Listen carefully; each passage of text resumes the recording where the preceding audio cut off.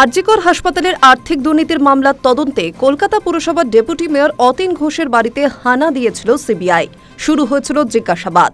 শুক্রবার দুপুর 2টোর পর অতীনের উত্তর কলকাতার বাড়িতে পৌঁছে গিয়েছিল সিবিআইয়ের 3টি গাড়ি, ছিল কেন্দ্রীয় বাহিনীর জওয়ানেরাও। আরজিকরে ধর্ষণ খুনের ঘটনার পর প্রকাশ্যে আসে আর্থিক দুর্নীতির বিষয়টি। অভিযোগ, হাসপাতালের বিভিন্ন ক্ষেত্রে বরাদ্দ অর্থ নয়ছয় করা হয়েছে। কলকাতা হাইকোর্টের নির্দেশে এই মামলাটি তদন্ত করছে সিবিআই। এই মামলায় গ্রেফতার করা হয়েছিল আরজিকরের প্রাক্তন অধ্যক্ষ সন্দীপ ঘোষকে।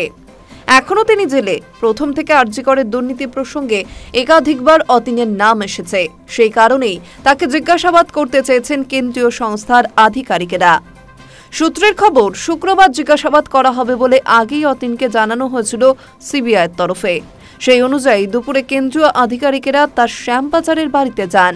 সিবিআইয়ের দলে রয়েছেন আর্থিক দুর্নীতি মামলার মূল তদন্তকারী অফিসার সহ সিবিআইয়ের উচ্চপদস্থ একাধিক আধিকারিক। কিছুদিন আগে শ্রীরামপুরের বিধায়ক সুদীপ্ত রায়ের বাড়িতেও হানা দিয়েছিল সিবিআই। সেখানে যে আধিকারিক ছিলেন, অতীনের বাড়িতেও তিনি রয়েছেন। সন্দীপ সহ 5 জনের বিরুদ্ধে আরজিকরের আর্থিক দুর্নীতি মামলায় চার্জ গঠন করেছে সিবিআই।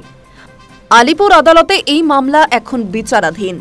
আরজিকরে 2024 সালের 9 আগস্ট মহিলা চিকিৎসককে ধর্ষণ ও খুন করা হয়। মূল অভিযুক্ত সঞ্জয় রায়কে দোষী সাব্যস্ত করে সাজাও দেওয়া হয়েছে। কিন্তু পাশাপাশি আর্থিক দুর্নীতির মামলাটি এখনও চলছে। ধর্ষণ খুনের মামলায় বৃহত্তর ষড়যন্ত্রের অভিযোগে তদন্তও চালাচ্ছে সিবিআই।